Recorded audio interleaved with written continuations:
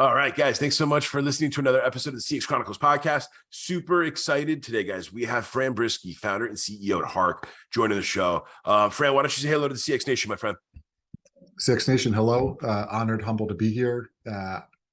Longtime listener, reached out to Adrian on LinkedIn. And man, we've had several conversations now. Always learn new things when I talk to you. I'm always enthusiastic coming out. Like I feel like we run through a wall after our conversations. And I'm really pumped to be on the podcast and chat in public now. Sweet, man. Well, look, number one, I appreciate all that. Guys, Fran is building a super cool company. And, as Fran just mentioned, first couple of times we chatted, number one, I immediately was drawn to what he's building with Hark. Number two, I just immediately saw so many similarities of what Fran and his team are going through building Hark and what me and my team are going through building CX Chronicles. So I think this is going to be a really awesome episode today. And Fran's going to have some really cool ideas, I think, for you to think about in terms of what he's going through with his team building Hark, but also just like the future of support, the future of customer success, the future of the way that we're all going to be taking care of customers. So in today's show, I want our listeners kind of thinking about how you can fast forward some of the things that we're always talking about each week, a couple of years from now, and start thinking about how some of the things that we're going to look back and we're going to think are super normal in 5 years or 10 years. And we're going to be like, why the hell didn't we always do this stuff? Fran's company's building some of the stuff that I think is going to be on the front end of that. So Fran, why don't you start off, man? Set the stage before we even get into all the awesome stuff with Hark. Give the listeners a sense for how you got into the space, man. How did you start your customer-focused business leader journey? Yeah. And what were some of the stepping stones along the way, man, for you to get into the place that you're in today building Hark? Totally. So I've been in startups in and around 10 years. I came out of school and I worked for some of your bigger companies like JP Morgan, Stryker. I didn't love it. I didn't love being part of such a large bureaucracy. I love being able to iterate, to change, to feel my impact on the company. So I took a route into startups and primarily in a sales-focused engine. In biotech and medical device, you talk about customer experience. I ran an entire territory on my own, right? So it wasn't your normal SaaS AE, account manager, customer success. It was you. That's it. And if you've got $1 million quota and you lose a $200,000 account, you better go find ways to pick that back up and then gain even more revenue. So I got very in tune with not only selling to customers, but servicing them and making sure they were very happy on both sides. Fast forward, moved into SaaS, again, been in startups for a while, head of sales at my last one, and always really focused on that customer journey from the acquisition side, but a lot post-purchase, right? I mean, the most successful companies out there that I deal with have customers that love them. You get on the phone with somebody and they're like, oh, you got to talk to XYZ company. Those people are the best. It's the best compliment you can get. So after the last startup dissolved, I knew that I had the itch to be a founder. I knew I had the network, I had the foundation, and I was ready to take that leap. And I was obsessed with the customer journey post-purchase. And I became very obsessed as a consumer, asking, why is it every single brand I reach out to is phone, email, form, or chat? It's the same tech stack everywhere.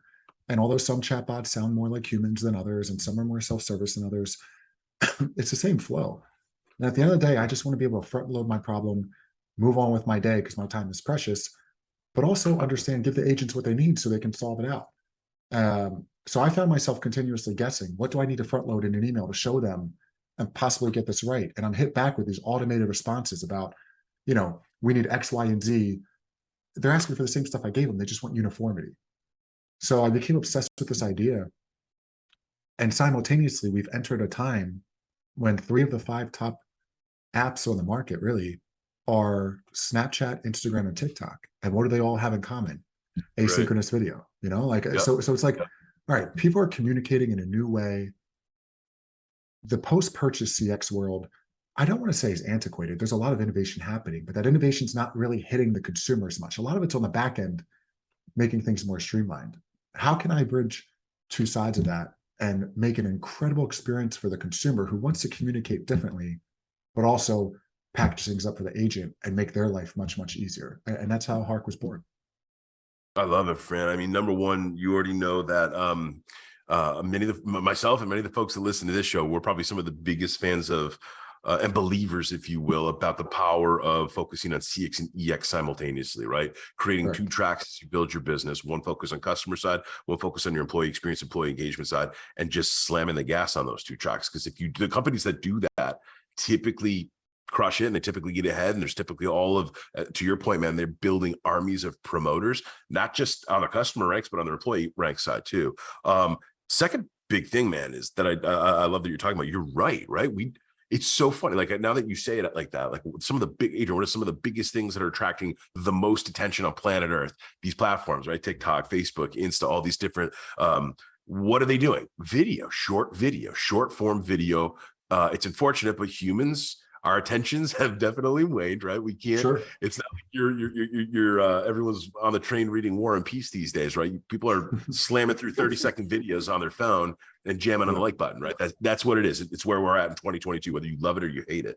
But you bring up a brilliant point, Fran, which is like that equals some type of validity around consumer expectations, consumer demand, consumer preferred mediums. Like that's brilliant, man. That's super, super smart. Oftentimes, let's call it what it is.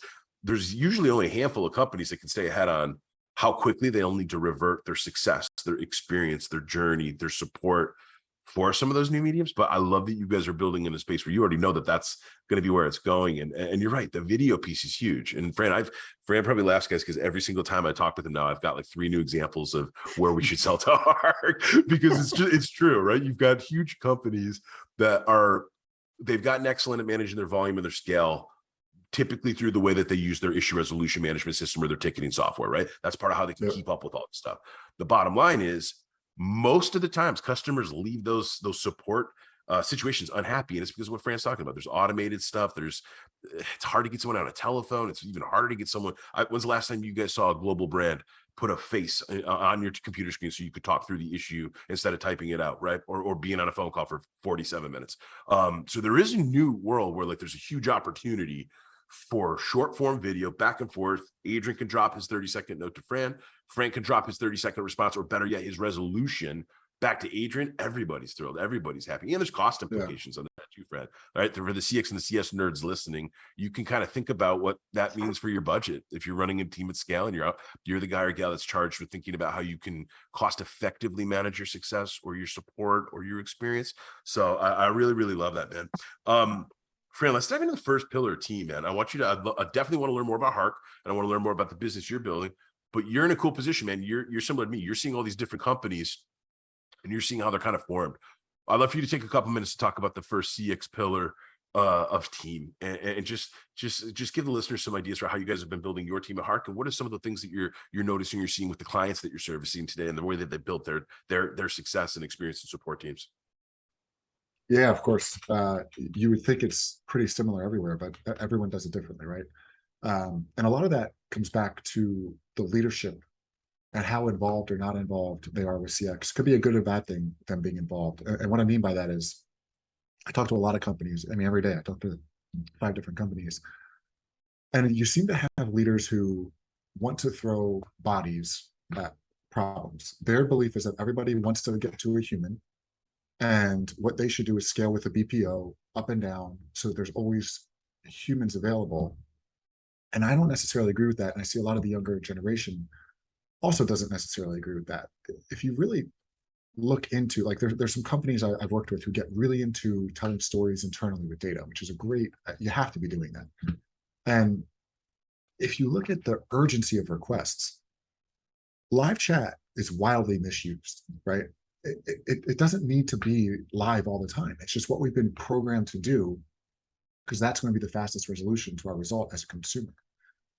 But man, that puts so much strain on the back end of these teams. So I know we're getting into the makeup and how I built my team and this and that, but I want to call out how hard the CX leader role is right now, because many CX leaders I know were just fantastic customer support people who were plucked and put into this role, whether they wanted to or not, because the company was scaling so fast.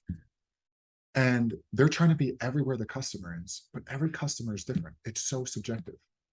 So you've got an older generation who loves to pick up the phone and call. Well, you've better got really, really high volume of people ready to take those calls, or else you've got the wait on hold, or you have, now people are putting in like, oh, press 1 and we'll call you back. You call me back in the middle of my next meeting, and now you're interfering with my meeting. Now I have to call you back again, and we're doing this, this song and dance. It's ridiculous. Live chat, you've got to be ready. And although you can handle many live chats at once, there's so many consumers who open live chat, then they're on another browser. I mean, we've got very little attention spans, as you mentioned. So you don't go back to the live chat. Now you're signed out. Now you're starting all over again. It's just adding friction into the process where it's not needed. If it was truly urgent, they'd be sitting there watching the live chat until they got help. So I bring that up, that some of the more forward-looking brands that we work with are looking at ways, how can I provide a great customer experience, but deflect the urgency of it, where 90% of these are not urgent, and build trust and transparency with our customers to show, hey, we got it, we're on it, we're working on it. You don't have to call in through another channel and check back. Like we have your back on that. And that's where I think that the industry is ripe for innovation of not only creating a better customer experience initially, but through the process. You and I talked about this a lot in the past, the customer full journey, them being able to check in and see that their ticket's being worked on, the agent coming back and resolving it, and then following up again with them to let them know above and beyond. I think that's imperative. And as I see teams moving that way, using technology to make that happen versus throwing bodies at it, those companies are having better margins. Their COGS are going down. Their customer acquisition costs are there, but their post-purchase, those margins are better as well. And they're just gonna be better off in the long run. Yep, 100%. You mentioned the COGS part, so cost of goods sold, right? And like, I think one of the big things that you nailed is a part of the journey, right, is understanding all of the different segments that a given a given company has, right? And all of us, everybody listening, got wildly different companies, different industries, to Fran's point, different team sizes. Also, I would argue one extra part I want to add on to the top of what you just said there, Fran, is different executive appetites. So different executive leadership teams have different appetites around how they believe. You mentioned the throwing bodies part. Some executive teams, they're going to be thrilled to throw additional budget, right? If they're killing it, they're crushing it, they're seeing an abundance of a certain type of customer coming through. Here you go, here, throw 10 more people at the problem. Some executives have that technology process or that technology appetite where it's like, nope, now we can finally avoid the thing that I've been telling you no to for the last 2 or 3 years. If you're the head of CX or the VP of CX, now we can finally buy that thing that you've been bugging me about, right? And whether that's a leading tool or some type of process management, whatever it is, right? But the segments piece is huge, guys, because I don't care what size you're at right now of any business, but like if you don't already have that boiled through where inside of the different folks sitting inside of your customer portfolio, it's super easy. Whether you got 10 customers or you got 1,000 customers, you got 1 million customers. It's really, really easy to lay out what Fran's talking about, where you can start to understand the different mediums. Meaning, so like when you said phone calls, you mentioned some of our older folks, they like to get on the phone. Some of our younger folks, they want to do short-term video or chat at most. Like they want to be quick and to the punch, right? And they're already used to palm in hand all the damn time. And that's kind of the way that they communicate, right? And then lastly, there's different needs or use cases depending on severity of items, right? So like if it's like a quick little easy thing, maybe some people don't mind just like dropping in a ticket on the company site or leaving a quick one because it's just like an answer that you don't care whether they get back to you now or they get back to you like in a week from now. Whereas there's other things where it's like the house is on fire. I want to talk to somebody right this second, or I want somebody to acknowledge the fact that I've got a problem right this second. But like, guys, it's really easy to go through your portfolio and take a different look at it if you haven't done so already, because a lot of the best CXers and CSers, they're already doing this type of thing. But like, take a minute to go through your customers and understand what the primary mediums are, secondary mediums, preferred mediums, right? Are they going to be chat people? Are they phone people? Are they video people? Are they people that in person, right? Fran, I was telling you before we started diving into the show, some of our customers, they still meet with people. They're literally still going and meeting with their customers and meeting with their clients face to face. So in person is another medium. And then it starts to carve out this new lens around capacity, right? And when you hear Fran talking about just like cost of goods sold, team budgets, the different teams or roles required on a team to think about it, that's an easy way to start to do a little bit of forward math around your capacity management, your capacity planning, bandwidth planning, right? And then you can really kind of start to make some more calculated decisions around sort of how you need to think about building the team. So all awesome thoughts here, Fran. Yeah, and real quick on that. So I mean, something you and I talk about all the time is CX and EX. So you bring up a point here. When, the way we run our company, like we've got rules of the road, bylaws is a term you could use for it. I think it's a little harsh, but like, how do we engage with each other at Hark, right? Like how do you want to be spoken to? That's very personal. And if you can understand that at the employee level, your company's going to be humming, right? Like your departments are going to be working well together. Well, on the CX side, it's very similar. I mean, we look at like the consumers and assume that they need to have all options open at all times and like roll out the red carpet. But at the end of the day, most consumers who have some sort of loyalty to your brand want to engage with you in the best way for you. Like most are just waiting for you to tell them, hey, like if it's something small like this that you just said, tell me the best channel to communicate with you. And I will do that gladly. If I'm putting a lot of strain on you through live chat, because that's just what I go to do, I'm happy to change my habits to make it easier on your team. And when you start to, I mean, contact us pages, we're doing a blog piece about this now where there's not enough direction for the consumer. You know, like we're in the self-serve motion. We want to make that easy, but we actually add a lot of friction because our policies change all the time. We don't communicate them and it gets cluttered and it gets awkward for the consumer. So they just go to what they know. But if you can communicate with them and show them, hey, here's the best way to engage with us, they'll reciprocate that. And when they do, and those channels are being used in the appropriate way, your CX department starts humming because now you only have to staff so many people for live chat. You only have to staff so many people with the phone because the other asynchronous channels are taking a lot of that volume up, making things easier in your agents. Yep, 100% agree, man. It's so true. And the last thing that you made me think about with that too is just like, be open to this, guys. Like you see, there's a lot of companies out there that only provide the one medium, right? Like we're making a decision, no telephone calls to this company. Okay, fine. That's fine. I get it. I totally understand. It's 2022. People want to do different things. People want to try to your point, Fran, they want to drive customers into the different technology sets that they're building that they think are going to equal their ability to manage, I guess, scale, manage volume. Maybe they think that that medium is the best medium that they're going to be able to provide the highest level of support.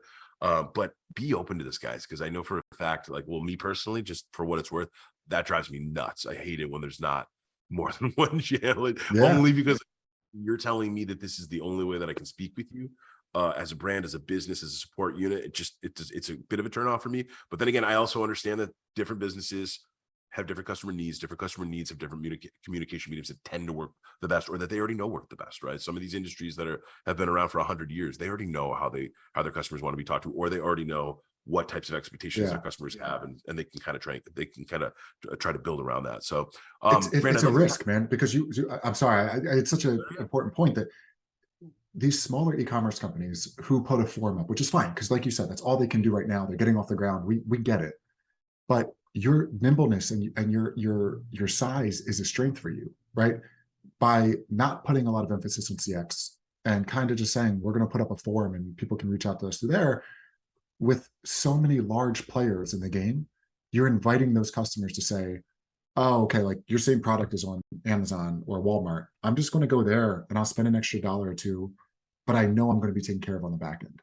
Like people are paying a premium for the post-purchase because their time is valuable. So there are some small companies we're working with who are getting ahead of this and offering some really great solutions so that they can be very personal with those people and want to drive them back to the site and go above and beyond customer experience because they know how important it is to retention and LTV of their customers. So anyway, I just wanted to sprinkle that in there as well. No, you're absolutely right, and no, it leads perfectly into the next question, which is I'd love to kind of hear you talk about process, Fran. So I think like in some of our first couple of chats together, I remember you telling me like part of the evolution or the birth of Hark was like you guys were paying attention to the way that the typical support and success process works at many companies today. So I'd love to kind of have you spend a few minutes sort of talking about that second CX pillar of process. What are some of the ways that as you and the Hark team have kind of grown and built out and expanded your product? How have you guys kind of thought about managing that process? And then what are some of the things that you kind of learned in terms of the way that you've been seeing some of your customers build out the way that they manage their process set or their living playbooks or their standard operating procedures to really kind of help guide the support process? Yeah, absolutely. We could talk about this the rest of the time. So Hark initially was a simple but elegant idea in the fact that asynchronous video, let the person engage on their terms, get it off their plate, move on. Another part of our process is what I talked about, trust and transparency. We send an email as soon as you submit the Hark, and we give you a link like a Domino's pizza tracker so that you can see your ticket being worked on. And we found customer experience leaders loving that because they have such a headache with on the back end, merging tickets because somebody reaches out through this channel and that channel, but the same thing. We're obviously doing a disservice to our customers. We're not being transparent enough. This is a great source for them, that not only are they getting with Hark the asynchronous video, but they're getting that. What surprised me a ton is, from the consumer perspective, we talk about the asynchronous video because it just makes sense. Like, people are tagging brands on Instagram. It just makes so much sense. But the power of video is what you can do with it. And what we found is that we don't want to replace Zendesk. We don't want to replace Gladly or Gorgeous. I mean, what they are doing on the back end is incredible. It's these huge systems. But what we found is we can bring a lot of the features to life that CX leaders are not getting now. And what I mean by that is, if you're an agent, your best ticket that you can get is a form, because it has everything in a uniform sense. You've probably got everything you need because you asked for it and you know how to respond on it. But a form for the consumer kind of sucks. It's not like, it's antiquated. It's like the oldest way to communicate. Right. So absolutely. During this conundrum, so our thought is, with Hark, how can we take this video and bring uniformity on the back end of these help desk software? So we integrate via API. And there's a few things I'll touch on now, and I'm sure you'll want to dig into some, because I know, like, you're big on voice of the customer and things like that too. So with every Hark you get, we call it the perfect ticket. We transcribe the video, right? We don't want to have agents sitting there watching the whole time. That was a big thing. Every CX leader was like, that's going to take a lot of time and a lot of effort. They're going to have to be typing things out. It's almost like they're on the phone doing the same thing. They're just watching a video. So we transcribe it. We collect name, email, and phone number. What we don't do is collect order number or order details, because that, again, puts onus on the customer. They have to copy and paste. What if they get it wrong? Everybody has the Shopify extension in their help desk software, or they can easily find that with a click of a button. Just have 3 unique identifiers. And a big thing that we added later was sentiment. Because if you think about sentiment today, it's very two-dimensional. It's words on a page. And I use my mom for an example. She probably sends an email in all caps because she doesn't know what she's doing. And she doesn't mean to be like mad or anything. Right, she just communicates that way. And you could take that, like, for me, I get an email like that. I think it's urgent. The person's pissed off, and someone's yelling at you. Someone's yelling at you, right? So you're trying to iterate tone through words. And unless you pick up keywords like "I'm frustrated" or "this is taking too long," okay, like, that they're a little peeved. But what if you can inflect video, tone, now the wording, and also, like, what's going on? If it's a selfie, you can see it in their face as well.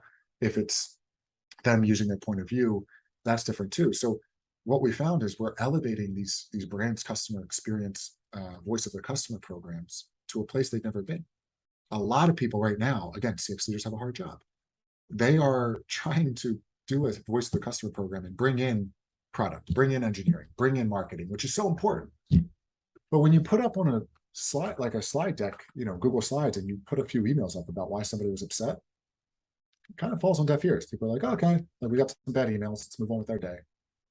But when, we have a dashboard for automating voice of the customer, so people can easily go in and look and find, okay, damaged products for this, and people who were negative in their sentiment. If you can easily put up 4 videos, and now you have people inviting you into their homes, showing you where the product sits, how they use it, what it looks like, how the damage is. It's personal. I mean, you immediately become affected by that. And that's where the CX leaders come back to us and say, my product lead asked if they could follow up with that customer directly. Well, now we're talking about the full customer journey. Now we're talking about getting followed up by an executive of the company. How great do I feel as a customer? So it's just amazing to see on the back end. It's not just the video coming in. It's what we do with the video and the data that we give you that can elevate so many aspects of your business and have you take off, versus a very crowded space of e-commerce and retailers who are selling things online and drop shipping them to your door. So it's been pretty cool to see that evolution come to life based on our customer feedback. I completely agree with that. I think it's funny, man, hearing you say it like that. It's funny, over the last 2 years with many of our clients at CXC, we do these customer listening tours for them, where we take the expert role in trying to go through, you give us X number of customers, and we would literally give you back a fully robust, super detailed, organized voice of customer report, right? The idea being like, we'll show you how you can build and advance some of the VOC reporting, or remember, Fran, a voice of employee too, VOE. So VOC reporting on the customer side, VOE on the employee side, super easy to do to do the two. But what's funny is, like, you're right, man. I've literally presented in front of a variety of executive teams inside of the boardroom where you're showing, let's say, like some of the biggest or the baddest detractors of the month. And you're right. You just gave me a picture in my head of, up on the big screen, you might have whatever their survey feedback was, or like the buzz line where you really thought you would make the people in the room kind of cringe with like, your product's terrible because of X, Y, and Z or whatever. Or you're right. I've done the exact same thing where you take screenshots of employee emails, and you're right. There's, people look at it, and I have countless memories of where specific executives across different parts of the business would say, well, what do they mean about the sales process sucks right there? What's that mean? So you might have your CRO get involved on that side. CTO is always, whenever there's any issue about bugs or product breakdown, CTO is always putting their hand up saying, who is this? What type of, where are they coming from? Why are they saying this? What about this thing that we just fixed in the spring, right? Et cetera. CEOs are typically most about sales, right? Whenever you're seeing positioning around sales, revenue growth, future opportunities that equal tomorrow's revenue streams. They'll poke questions on that. But what's interesting, man, is you're right. Like, inside of our listening tours, we would do some of these abridged versions where we take some of the best of the clips that we did inside these VOC reports. And what's super interesting about Hark, man, is you guys are doing that at scale, right? You're going to have the ability, as the business grows, as the product grows, as your platform grows, as the network grows. That's the other thing that me and you always talk about, Fran, right? We're both founders of businesses trying to get these bonfires started. So more and more people come around the fire, and they understand how their worlds can be improved by the things that we're building, right? And I can easily imagine like a world where some of our like your customer feedback digest or your employee feedback digest for the month, especially think if you're a bigger company and you just are able to scroll through a variety of the best, the brightest, the most impactful, or the most interesting, or the most funny too, man. Because I'm thinking, like, this is another interesting part about having video. You get some characters that come through for success or for support. It's another way of kind of making things a little bit more fun, where you literally get a taste for the different personalities that your customers equal. And it's a reminder. On the bad times, it's motivating because they want to figure out how you can fix stuff. On the good ones, though, man, that's the other thing, is like, not nearly enough companies spend time doing the celebrations of the promoters of the month, right? The best feedback. So I think with Hark, like, you get into the world of, once you start to compounding all this video that could theoretically be reshared, repurposed, reused. That's interesting, man. I think that's a super interesting place, and I think a lot of CX and CSers are going to be interested in how they can sort of leverage some of that for their own future scale and their own teams. There's two really, really important parts to that. Is one, with video, people ramble, right? So we've gotten Harks come in where someone's like taking a tour through their house and showing you different stuff where something comes in damaged, but they're like, look, I have your product over here and I love this one, but like, why is it? So you get people rambling, and you pick up tidbits in there that you wouldn't normally. The second is that it's all organic, right? So it's not 30 days after the fact and you're reaching out with a survey or whatever, 5 days after the fact. You're getting in the moment, and you're allowing them to feel heard and voice their frustration or voice their pleasure, or just say, hey, like, I'm just getting in touch. This is the easiest way for me. But when you capture that in the moment, it's more real, it's authentic. So I think that's a big leg up. And you're right, in the future, I mean, the benchmarking surveys we can do and things like that, the studies we can do with all of this data, it's incredible.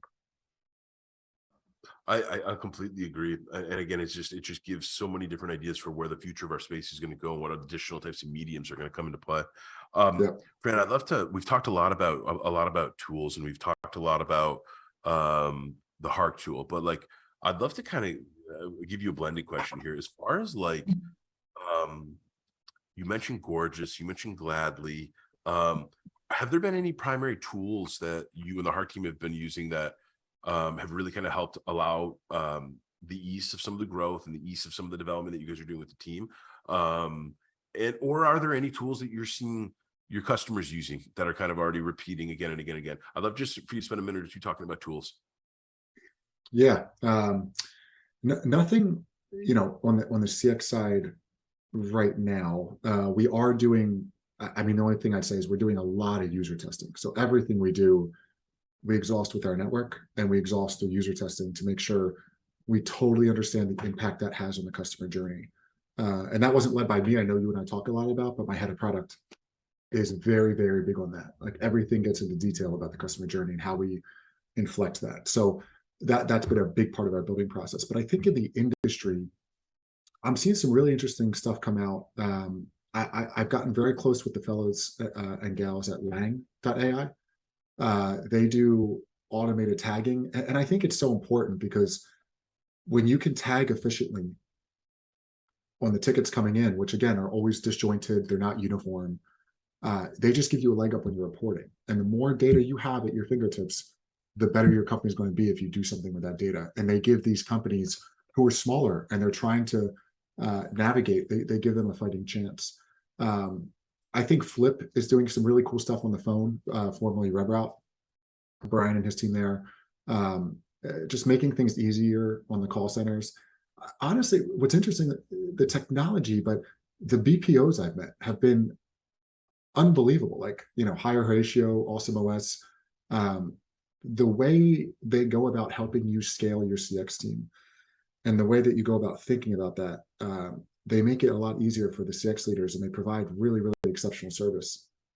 So those are probably the three top of mind that come up all the time with customers. And I think they're all going to be winners in the space, and they're looking toward the future of CX versus, what we have now, which are, I hate to say it, but like AI for chatbots that makes you sound more human. I think as consumers, you've got a really, really smart consumer base, and people see right through it. So I think the ones that are adapting and looking forward are getting a lot of traction, especially now post-COVID.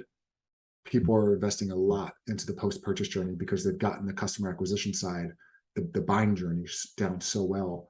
They're looking at technology and tools to make that post-purchase even better. Totally agree. 100% agree. And I love that you call those out, man. And we had Jose was from Higher Ratio was on the show a while back talking about the incredible things they're doing and you're right. The BPO side is starting to take a different type of path where the technology or their ability to help companies, even just with the scaling of your team and your capacity management, there's some incredible things happening there. Fran, I'd love to dive into the fourth and the final pillar, feedback, man. And I'm going to ask you this a little bit different because everything that we really talked about today was about feedback. But if there's like three main things, and not to throw a curveball at you, but like if there's like three major trends, or if there's like three major focus points that you think are going to become paramount in terms of the way the companies manage their feedback. Obviously, both you can convert that both to your customer feedback and your employee feedback. But like, if there's like three main things that you're kind of hearing or talking about or just seeing on a regular basis when you're having your conversations with people about how they can improve their feedback, what would those three things be? Or what are the top three areas that you see as like the biggest opportunity for how customer focused business leaders can really start to up their feedback game?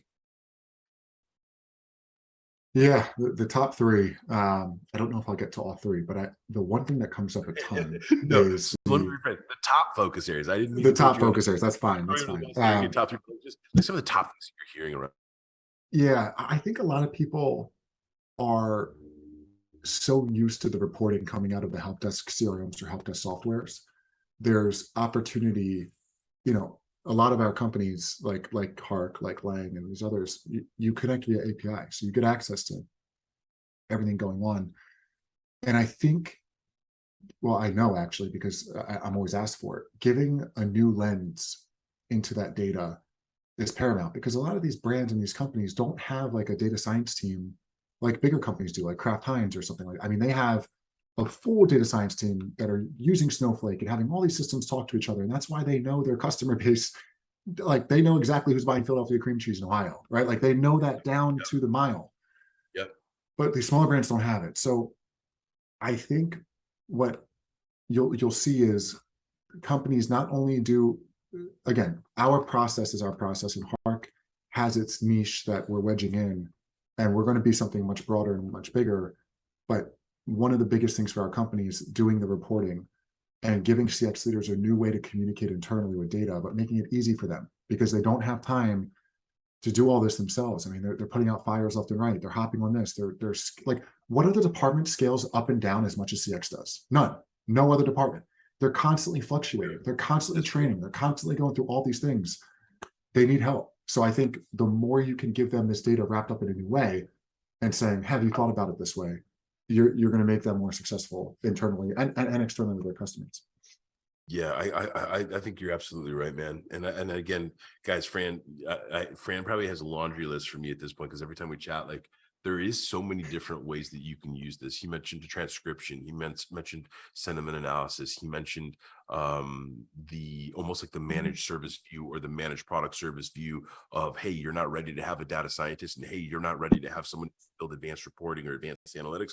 No problem. We've got, so like, all of these thoughts, Fran, all these different possibilities, all these ideas, they're right. They're spot on, where like, these are a lot of the challenges, and these are a lot of the issues that modern CX and CS leaders face. These are a lot of the challenges and a lot of the opportunity sets for how you absolutely can get better. I don't care what type of business you are, and I don't care what type of industry space you're in. The reality is, and Fran, you and I were chatting about this the other day, there's a ton of companies out there that are crushing it financially. So like, they're crushing their sales goals, and they're crushing the way that their financial performance views look, but they're not even doing some of the stuff yet. It makes you wonder, like, wait a minute, like, the minute you could start to apply different iterations or different versions of the types of things that Fran and I sort of chatted through today to small and medium businesses, to mid-market companies, to enterprise companies and beyond, there's just no more debate here. Every company can stand to gain from some of these different things that we're talking about today. So absolutely love it. Fran, before we wrap up, man, give the CX Nation a shout out around where they can find more about you, man, or where they can find out more about Hark. And then any other last items that you want to kind of shout out. Yeah, you can find us sendhark.com. You can find me on LinkedIn. It's my name, F. Brzyski. I'm sure Adrian will tag me in the post about the podcast, and you'll be able to find me that way. Absolutely. I do a lot of discussions with CX leaders, like we're doing one coming up about Black Friday, Cyber Monday, and the holidays, and what are some best practices around scaling up and down. So I like to try to connect with a bunch of CX leaders and just talk about what's going on, not Hark related, just in general, because I think we can all benefit from that. And the community is amazing in the CX world. Everyone's a pleasure to work with, which obviously I guess you would think. And they're not afraid to talk, Fran, either. This is a group of professionals that doesn't mind hopping on a phone call or a Zoom chat and chatting it out. Yeah, they want to help. So so you can find me there. I'm very active on LinkedIn. But just reach out via Send Hark. So you can go to our contact us side and use Hark to contact us and let us know who you are and what's going on, and we receive it on the back end in our help desk software too. One thing I guess to wrap up is like the humbling experience behind all this. Figma is very top of mind because they just had a massive exit, or they were acquired for a lot of money. And you talk about companies that are growing so rapidly, and they're trying to provide best-in-class customer service. And I remember right before we launched Hark, something happened with my Figma account, and I was trying to put a new credit card in, and I could not do it. I was getting an error. It was a bug. And I went through 9 emails back and forth, sharing screenshots. They're coming back with this, they're coming back with that. Meanwhile, I'm trying to build a company and I got to get going. And I'm just thinking, I built a product for this. Like, let me just send you a Hark. It'll be so much easier. You'll totally understand what's going on. And those situations are when it started to click. And then when we brought customers on, and the customers are sending us Slack messages about how to be more efficient on the back end. And the team loves when they get Harks because they're the best ticket. It's humbling, man. And we've got a great team on my end, all people that I've worked with in the past, and we're just here to help. You get us, like what you see is what you get, and we're growing pretty quick. So please reach out if you just want to learn more. We're happy to hop on the phone because we always learn from those conversations. And it's been a pleasure chatting with you, brothers, as always. 100%, Fran. Thank you so much for joining the show, man. I love what you guys are building, and I can't wait to see what the future brings for you. And I'll look forward to keeping in touch moving forward, man. Yeah, likewise, brother. Thank you.